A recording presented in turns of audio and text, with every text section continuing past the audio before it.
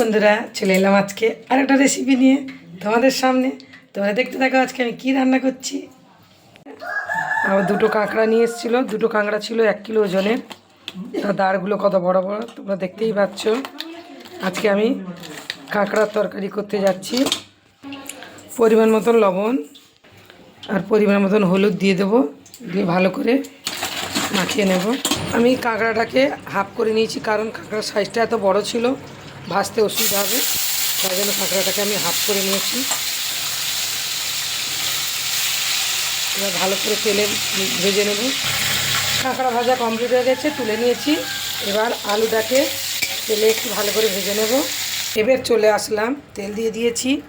এবার নিয়েছি দুটো শুকনো লঙ্কা, মিষ্টি কাঠ নিয়েছি, এলাচ নিয়েছি, লবঙ্গ, দুটো তেজপাতা আর কালো জিরে সব একসঙ্গে দিয়ে দেব।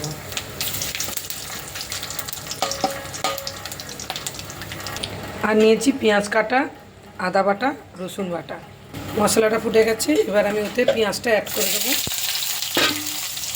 তার সঙ্গে দিয়ে দিব পরিমাণ মতো লবণ। আমি একেবারে এখানেই লবণটা দিয়ে দেবো, আর পরে দেব না। পেঁয়াজটাও তাড়াতাড়ি সেদ্ধ হয়ে যাবে, ভাজা হয়ে যাবে, আর সব মশলার মধ্যে লবণটাও ঢুকে যাবে। এদিকে পেঁয়াজটাও ভাজা হয়ে গেছে। এবার আমি এতে রসুনটা অ্যাড করে দেবো। রসুনটা একটু ভালো করে একটু মশলাটা একটু রসুনের গন্ধটা যাতে চলে যায় একটু মেরে নেব।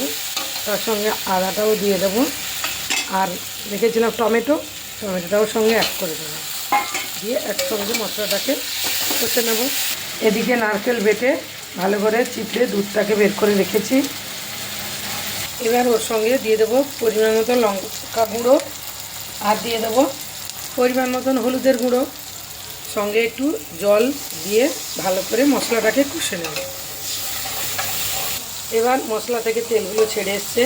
এবার আমি এর সঙ্গে দিয়ে দেব 1 চামচ কাজু ও পোস্ত বাটা, আর দিয়ে দেবো তার সঙ্গে আর নারকেলের দুধটাও এর সঙ্গে অ্যাড করে দেবো। এবার আমার মশলা হয়ে গেছে।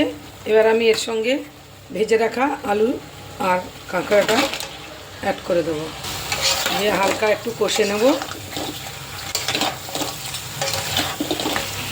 এবার আমি এর সঙ্গে পরিমাণ মতন জল অ্যাড করে দেবো। এবার আমি ওর সঙ্গে বাড়ি বানিয়ে রাখা গরম মশলা গুঁড়ো অ্যাড করে দেবো। আমার কাঁকড়া রান্না কমপ্লিট। আমার এখন কাঁকড়া তৈরি হচ্ছে।